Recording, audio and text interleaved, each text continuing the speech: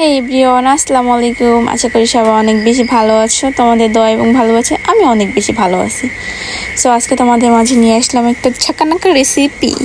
So ফার্স্টেই তো দেখলা কলা পাতা আমার হাতে, দেন কলা পাতাটা কিসের জন্য এটা লাস্টে বলতেছি।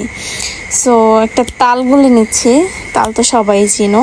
তালটা গোলা হয়ে যাচ্ছে স্মুথলি গুলে, দেন আমি যাচ্ছি যে হেঁটে হেঁটে যাচ্ছি কলা পাতা পাড়তে।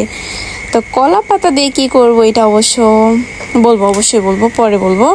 দেন দেখতেছো আমি কলা পাতা পাড়তে যাচ্ছি। অবশ্য বৃষ্টি নামছিল আশেপাশে, কাদা দেখে বুঝতে পারতেছো কয়েকদিন যাবত আবহাওয়া এরকমই চলতেছে। বৃষ্টি এই রোদ এই বৃষ্টি সব কিছু মিলিয়ে ভালোই যাচ্ছে দিনকাল।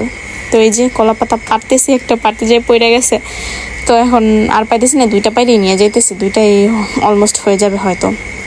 তো এই যে বাসায় নিয়ে আসার পরে কাটতেছি, মানে এটা স্লাইস করে নিতেছি, ছোট ছোট করে স্লাইস করে নিতেছি। তারপরে এই যে আম্মু হচ্ছে আমাকে হেল্প করতেছে, আমি পারতেছিলাম না।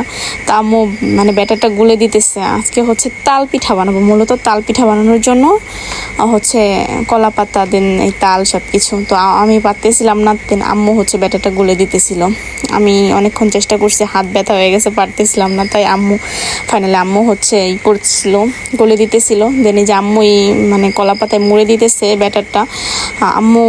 আম্মুই সব কিছু করে দিতেছিল, আমি তো শুধু আকাম করতেছিলাম। দেন তারপরে এই যে চুলার মধ্যে নিয়ে জাস্ট এটা কিছুই করতে হবে না, কড়াইতে চুলা আঁচটা জ্বালাইয়া দেন হচ্ছে গিয়ে এটা জাস্ট কলা পাতার মোড়ানো ব্যাটারটা ওটার মধ্যে দিয়ে রাখলেই হবে। দেন এটা যখন পোড়া হয়ে যাবে, কলা পাতাটা মানে একা একা ছাইড়ে দিবে এটার গা থেকে, তখনই হচ্ছে নামাই নিলেই হবে। যে এরকম একদম কালারটা যখন এরকম চলে আসবে দেন তখন নামাই নিলেই হবে। এই যে আমাদের পিঠা ফাইনালি অনেক মানে সফট, এই যে অনেক অনেক সফট হয়েছে। সত্যি পিঠাটা অনেক বেশি মজা ছিল। সো আজকের ভিডিওটা এই পর্যন্তই। সবাই ভালো থাকবেন, আমার জন্য দোয়া করবেন। আর যেখান থেকে ভিডিওটা দেখতেছেন, ইউটিউব থেকে দেখলে অবশ্যই সাবস্ক্রাইব করবেন, আর ফেসবুক পেজ থেকে দেখলে পেজটা ফলো দিয়ে পাশে থাকবেন।